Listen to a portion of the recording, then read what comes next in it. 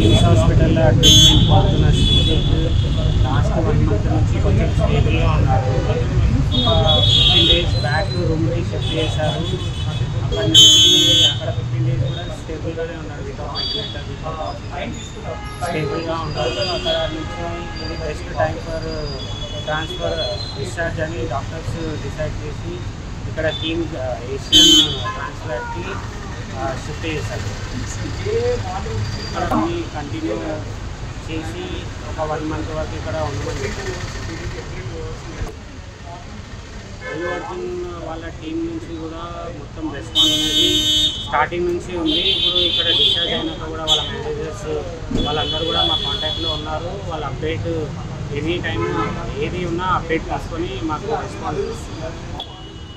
నిన్న డిశ్చార్జ్ చేశారు. ఇప్పుడు ఇక్కడ ఒక 1 మంత్ వరకే ఉండాలని చెప్పారు.